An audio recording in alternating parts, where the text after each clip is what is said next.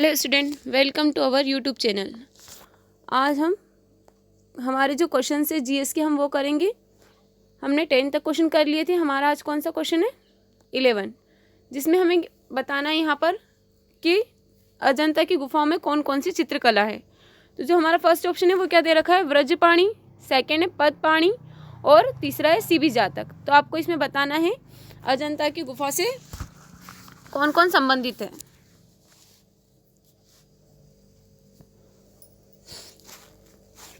तो इसका जो हमारा आंसर होगा क्या होगा?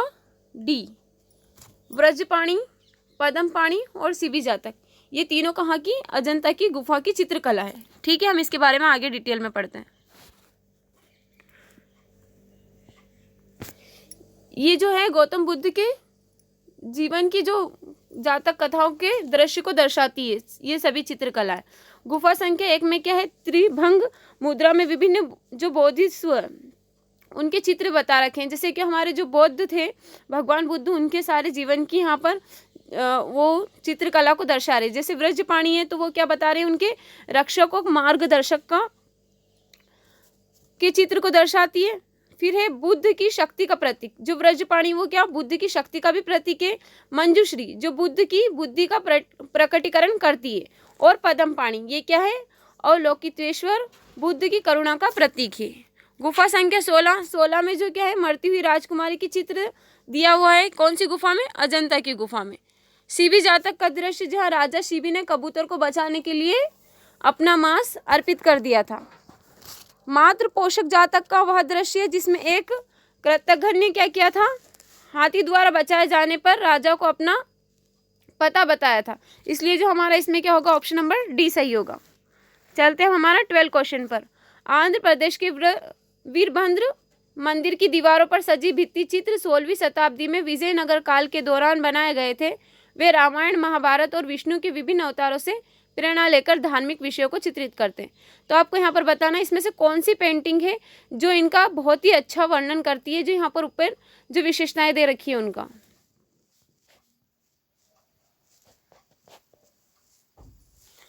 तो इसका जो हमारा आंसर होगा वो क्या होगा? D, Lepakshi painting. Lepakshi painting है जो हमें ऊपर दी गई विशेषताओं का बहुत ही अच्छा वर्णन करती है। और ये कहाँ पर है? आंध्र प्रदेश के अनंतपुर जिले में स्थित है। ठीक है, हम इसके बारे में आगे डिटेल में पढ़ते हैं। देखो, लेपाक्ष मंदिर चित्रकला जिसके बारे में हम पढ़ रहे हैं, तो ये कहाँ पर? आंध्र प्रदेश के आनंदपुर जिले में स्थित है। ये भित्ति चित्र 16वीं शताब्दी में लेपाक्षी वीरभद्र मंदिर की दीवारों पर बनाए गए थे विजयनगर काल के दौरान। किसके काल के दौरान? विजयनगर काल के दौरान, जिसमें रामायण, महाभारत और विष्णु के अवतारों को दर्शाया गया है। ठीक है, इन चित्रों की प्राथमिकता क्या थी कि यहाँ पर नीले रंग का अभाव दिखाई देता है और ये चित्रकला की गुणवत्ता पर गिरावट को इंगित करते। आकृतियों, रूपों और वेशभूषा के विवरण को काले रेखाओं से दर्शाया गया है। जैसे कि नीला रंग है, नीले रंग के ऊपर क्या किया हुआ है? काले रंग की वेशभूषा तैयार की गई है। अब हमारा है क्वेश्चन नंबर 13। मुगल चित्रकला के संबंध में निम्नलिखित कथनों पर विचार कीजिए। हमें यहाँ पर बताना है कि जो मुगल शासक थे उनकी जो चित्रकलाएं थी उनके बारे में बताना है, इसमें से कितने कथन सत्य हैं। पहला जो हमारा ऑप्शन दे रखा है वो क्या दे रखा है? जहांगीर ने तस्वीर खाना नामक एक औपचारिक कला स्टूडियो की स्थापना की। दूसरा है अकबर के शासनकाल के दौरान दशवंत, बशावन और केसु प्रसिद्ध चित्रकार थे। थर्ड है जो हमारा शाहजहां के काल में मुगल चित्रकला अपने चरमोत्कर्ष पर पहुंच गई थी। आपको इसमें से बताना है कितने सही है। तो इसमें से जो हमारा केवल एक सही है। इसमें से कौन सा वाला? दूसरा वाला। अकबर के शासनकाल के दौरान कौन? दशवंत, बशावन और केशु प्रसिद्ध चित्रकार थे। लेकिन जो यहाँ पर दे रखा है जहांगीर ने तस्वीर खाना नामक, यहाँ पर जहांगीर ने नहीं, अकबर ने तस्वीर खाना नामक एक औपचारिक कला स्टूडियो की स्थापना की थी। और थर्ड वाले में दे रखा है शाहजहां के काल में मुगल चित्रकला अपने चरमोत्कर्ष पर पहुंच गई थी। नहीं, जहांगीर के काल में मुगल चित्रकला अपने चरमोत्कर्ष पर पहुंच गई थी। इसके बारे में हम आगे डिटेल में पढ़ते हैं। अकबर ने एक दस्तावेजों के चित्रण और लेखन के लिए एक विभाग स्थापित किया गया था, जिसमें उन्होंने क्या किया था? तस्वीर खाना एक नामक स्टूडियो की स्थापना की थी। वहां पर जो कलाकार रहते थे उनके वेतन पर जोर दिया जाता था, उनके वेतन को समझा जाता था। ये उनकी खुद की एक शैली है जिसको उन्होंने यहाँ पर विकसित किया था। इस काल के जो प्रसिद्ध चित्रकार थे वो कौन कौन थे? दशवंत, बशावन और केसु। इसलिए हमारा जो कथन है वो दो ही सही है। अकबर के शासनकाल के दौरान प्रमुख सचित्र पांडुलिपियां जो थी वो क्या थी? तूतीनामा, हमजानामा, अनवर सुहेली और सदी की गुलिस्तान। जहांगीर काल के मुगल चित्रकला अपने चरम उत्कर्ष पर पहुंच गई थी। वह स्वभाव से प्रकृतिवादी थे। उसे वनस्पतियों तथा जीव जंतुओं, पक्षियों, जानवरों और फूलों की पेंटिंग करना बहुत ही पसंद था। जो हमारे जहांगीर थे वो कैसे थे? प्रकृतिवादी थे। इसलिए उन्होंने अधिकतर किसकी? प्रकृति की ही जो चित्रकारी वो करवाई गई थी उनके द्वारा। उन्होंने सचित्र पांडुलिपियों से एल्बमों की ओर रुख किया। व्यक्तिगत चित्रकला में प्रकृतिवाद लाने पर जोर दिया। इस अवधि में विकसित अद्वितीय प्रवृत्तियों में से एक चित्रकला जो क्या करती है? हास्य को चित्रित करती है। उनके काल की सबसे प्रसिद्ध कलाकारों में से एक कौन था? उस्ताद मंसूर थे, जो सबसे जटिल चेहरों की विशेषताओं को चित्रित करने में विशेषज्ञ थे। उनके शासनकाल के दौरान आयर दानिश ज्ञान की कसौटी नामक एक पशु कथा का चित्रण किया गया था। तो आपको ये बहुत ही इंपॉर्टेंट है कि उनके जो काल था वहां पर सबसे चित्रित जो प्रसिद्ध कलाकार थे वो कौन थे? उस्ताद मंसूर थे। ठीक है, अब हमारा क्वेश्चन नंबर 14, निम्नलिखित युग्मों पर विचार कीजिए। हमें यहाँ पर कुछ क्षेत्रीय चित्रकला की शाखाएं दे रखी है और कुछ उनकी अनूठी विशेषताएं दे रखी है। जैसे मेवाड़ का स्कूल तो क्या दे रखा है? बनी ठनी पेंटिंग। किशनगढ़ शाखा 12 महीने पेंटिंग और कांगड़ा शाखा तमाशा पेंटिंग। तो हमें यहाँ पर बताना इनमें से कितने युग्म सही सुमेलित हैं। तो इसका जो हमारा आंसर होगा वो क्या होगा? केवल कोई भी नहीं, इसका आंसर होगा डी, क्योंकि जो मेवाड़ का स्कूल है वो क्या है? किसको बताता है? तमाशा पेंटिंग को। और जो किशनगढ़ शाखा है वो क्या है? बनी ठनी पेंटिंग। और कांगड़ा शाखा 12 महीने पेंटिंग। तो इसलिए हमारा इसमें से कोई भी सही सुमेलित नहीं है। मेवाड़ चित्रकला शाखा के बारे में हम पढ़ते हैं तो जो मेवाड़ चित्रकला है वो कहाँ पर है? इसको 17वीं शताब्दी के असाधारण चित्रकार साहिबदीन का प्रभुत्व था। जो साहिबदीन नामक एक चित्रकार थे उन्होंने इसको 17वीं शताब्दी में इसका प्रभुत्व किया था। मेवाड़ी चित्रकला यह काल साहिबदीन के साहित्यिक ग्रंथों रागमाला, रामायण और भागवत पुराण के चित्रण पर केंद्रित है। साहिबदीन की मृत्यु के बाद मेवाड़ी चित्रकला की शैली बदल दी गई। अधिकांश चित्रों में मेवाड़ के दरबारी जीवन को दर्शाया गया है। इस अवधि की अनूठी विशेषताएं थी वो क्या थी? तमाशा पेंटिंग, जो दरबारी समारोह और शहर के दृश्य को दिखाती है। जो दरबार में जो समारोह हुआ करते थे उनको दर्शाती थी। और जो शहर की जिस दृश्य, शहर में कभी मेला लगना है, कभी क्या होता है, सारे दृश्य को ये पेंटिंग दर्शाती है। कौन सी पेंटिंग? तमाशा पेंटिंग। किशनगढ़ चित्रकला शाखा, किशनगढ़ की जो पेंटिंग है वो सबसे रोमांटिक किंवदंतियों की है, जैसे सावंत सिंह और उनकी प्रेमिका बानी थानी, तथा जीवन एवं मिथकों, रोमांस और भक्ति के अंत संबंध से जुड़ी हुई है।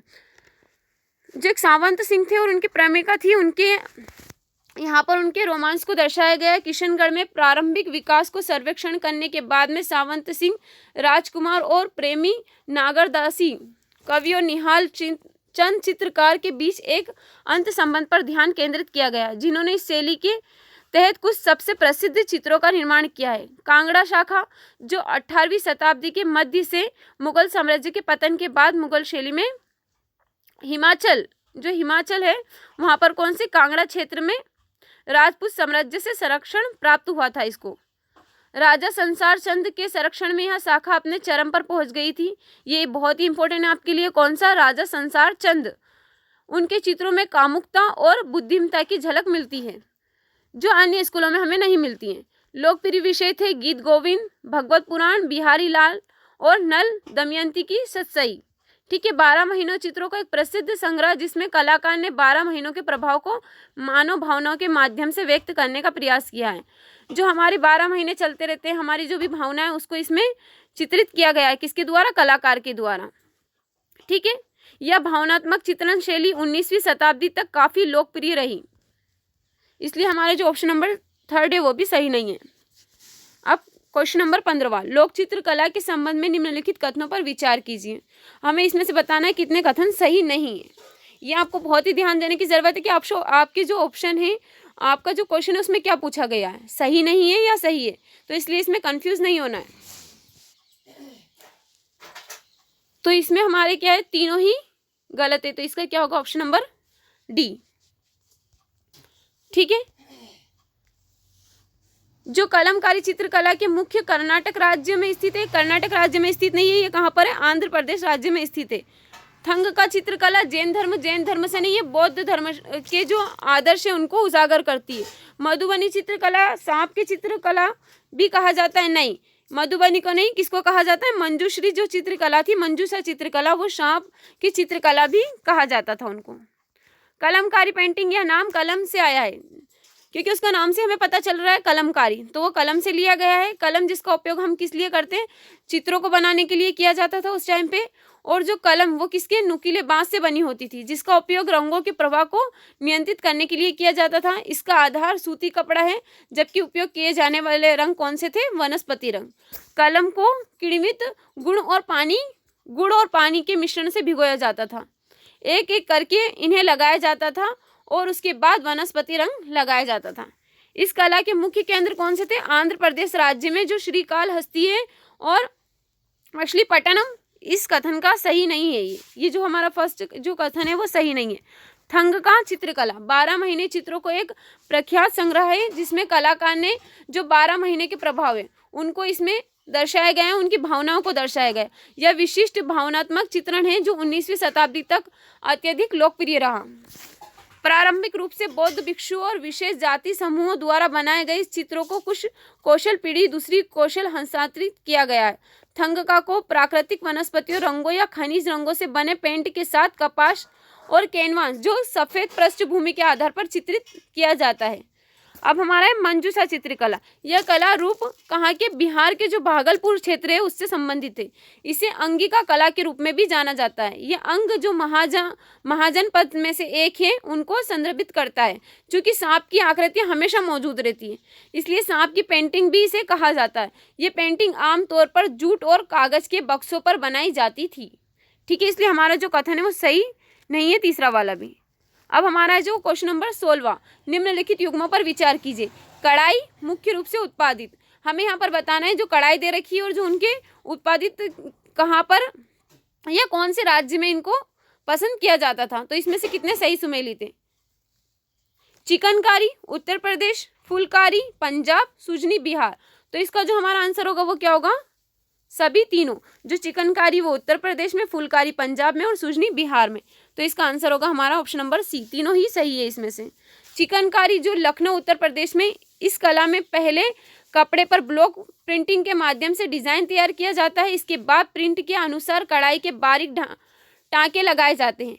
अंत में प्रिंट के निशान हटाने और उनको कपड़े को अंतिम रूप में दिखाने के लिए धोया जाता है। जैसे पहले क्या करते हैं, जो कपड़ा रहता है उस पर पहले तो डिज़ाइन बना देते हैं, उसके बाद में उस पर क्या करते हैं, बारीक टाँके लगाते हैं, फिर उसके बाद में उस कपड़े पर से उसको हटा देते हैं ताकि वो डिज़ाइन ऐसी कैसी बनी रहे। फुलकारी जो पंजाब में हल्के रंग के कपड़ों पर चमकीले रंगों के फूलों की आकृतियाँ कढ़ाई की जाती है। इस प्रक्रिया में टाँके कपड़े के पिछले हिस्से पर उकेरे जाते हैं, जिससे डिज़ाइन उभर कर सामने आता है। जैसे कि हम आज के तौर पर हम कुछ ऊन से बुनाई करते हैं, स्वेटर वगैरह पे कुछ फ्लावर वगैरह बनाते हैं, तो वो हमें ऊपर की ओर दिखाई देती है। ऐसे ही इसमें नीचे की ओर से बनाया जाता था ताकि ऊपर वो दिखाई दे। सुजनी बिहार, इसमें उपयोग किए जाने वाला आधार कपड़ा आमतौर पर कौन सा, लाल या सफ़ेद होता था। मुख्य आकृतियाँ वो कौन सी होती थी, मोटी चेन से सिलाई से उकेरी जाती थी जो डिज़ाइन को उभार देती थी। ठीक है, अब हमारा है 17वां क्वेश्चन, यूनेस्को की विश्व धरोहर सूची के संबंध में निम्नलिखित कथनों पर विचार कीजिए। हमारी जो यूनेस्को की जो धरोहर है हमें उसके बारे में यहाँ पर बताना है कितने कथन सत्य है। इसमें जो हमारा दे रखा है वो क्या है, इसमें हमारा केवल 2 सही है। यहाँ पर हाल ही में असम में अहोम राजवंश की टीले वाली दफन प्रणाली मोइदम को आधिकारिक तौर पर यूनेस्को की विश्व धरोहर सूची में शामिल कर लिया गया था। तो जो हमारा पहला वाला सही है बिल्कुल। विश्व धरोहर संपत्तियों की संख्या के मामले में भारत विश्व में 10वें स्थान पर है। 10वें नहीं, यहाँ पर कौन से स्थान पर है, हमारा 6वें स्थान पर है। और थर्ड वाला जो ऑप्शन है हमारा, विश्व धरोहर समिति का 46वां सत्र नई दिल्ली के भारत के मंडपम में आयोजित किया गया था, ये हमारा राइट है। ठीक है, असम की जो मोइदम से जो अहोम राजवंश की टीले को दफनाने की प्रणाली है जो यूनेस्को की कैसी है, विश्व धरोहर सूची में इसको शामिल किया गया है। इसे भारत की 43वीं विश्व धरोहर संपत्ति के रूप में मान्यता मिली है। यह भारत के लिए एक महत्वपूर्ण सांस्कृतिक उपलब्धि है। इसलिए जो हमारा पहला वाला कथन है वो सत्य है। पिछले एक दशक में भारत ने अपनी 13 जो संपत्तियों को यूनेस्को की विश्व धरोहर सूची में शामिल करवाने में सफलता प्राप्त की, जिससे भारत विश्व धरोहर स्थल पर कौन से स्थान पर पहुंच गया? 6वें स्थान पर। इन विरासत स्थलों को यूनेस्को की सूची में शामिल करने का उद्देश्य क्या था? 195 जो देश हैं वहां पर सांस्कृतिक, प्राकृतिक और मिश्रित संपत्तियों में पाए जाने वाले उयोवी उत्कृष्ट जो सार्वभौमिक मूल्य पर आधारित है उनको साझा करना और उनको संरक्षित को बढ़ावा देना था। उनके संरक्षण को हमें यहाँ पर बढ़ावा देना था। भारत जो वर्ष 2021 और 25 के कार्यकाल के लिए यूनेस्को की विश्व धरोहर संपत्ति का सदस्य है, ने पहली बार क्या किया था? 1972 में जो सम्मेलन उसमें शामिल होने के बाद इस संपत्ति के सत्र की मेजबानी की और संपत्ति का जो 46वां सत्र 21 से 31 जुलाई तक नई दिल्ली के भारत मंडपम में आयोजित किया था। जो इसका एक समिति बनी थी उसका यहाँ पर जो एक सम्मेलन जो आयोजित किया था वो कहाँ पर किया था? नई दिल्ली में। आपके लिए बहुत ही इंपॉर्टेंट है, आपसे क्वेश्चन पूछ सकता है यूपीएससी। अब जो हमारा 18वां क्वेश्चन, गुरुत्वाकर्षण तरंगों के संबंध में निम्नलिखित कथनों पर विचार कीजिए। गुरुत्वाकर्षण तरंगे स्पेस टाइम की संरचना में तरंगे हैं। दूसरा है, अल्बर्ट आइंस्टीन ने सामान्य सापेक्षता के अपने सिद्धांत के अंदर गुरुत्वीय तरंगों की उपस्थिति की भविष्यवाणी की थी। तीसरा है, भारत तमिलनाडु के थेनी जिले में laser interferometer ग्रेविटेशंस wave observative LIGO के तीसरे नोड का निर्माण करने जा रहा है। तो आपको इसमें से बताना है कितने ऑप्शन सही है।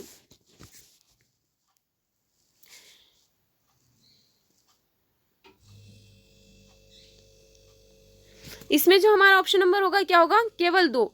जो हमारा पहला वाला है और दूसरा वाला ये सही है। ये भारत के तमिलनाडु के थेनी जिले में नहीं, ये कहाँ पर? भारत के जो तमिलनाडु है उसके हिंगोली जिले में इसका निर्माण करवाया गया। तो जो इसलिए हमारा ऑप्शन नंबर 3 सही नहीं है। इसके बारे में हम आगे पढ़ते हैं। जो ये तरंगे हमारी गुरुत्वीय तरंगे, ये तरंगे क्या करती है? बड़े पैमाने पर खगोलीय पिंडों जैसे कि ब्लैक होल, न्यूट्रॉन स्टार्स संचलन से उत्पन्न होती है और ये अंतरिक्ष समय के स्पेस को माध्यम से बाहर की ओर फैलती है। उदाहरण के लिए जब एक तालाब में कंकड़ गिराया जाता है तो परिणामी लहरें गुरुत्वीय तरंगों के समान ही होती है। जब हम कंकड़ फेंकते हैं तो क्या होता है? उसके आसपास की लहरें जो हमें गोल गोल सर्कल में दिखाई देती है आसपास, लेकिन जल के बदले हुए ब्रह्मांड की मूलभूत संरचना के माध्यम से प्रसारित होती है। 1916 में अल्बर्ट जो आइंस्टीन थे सामान्य सापेक्षता के अपने सिद्धांत को गुरुत्वीय तरंगों की उपस्थिति में भविष्यवाणी की थी। गुरुत्वीय तरंग जो अनुसंधान जैसा कि laser interferometer gravitation wave observative LIGO का उपयोग कर पहली बार पता लगाने के लिए दिया गया था। कौन से? 2017 में उन्हें नोबेल पुरस्कार से प्रमाणित किया गया था। वैज्ञानिक सफलताओं के लिए बहुत ही अपार संभावनाएं यहाँ पर रखता है।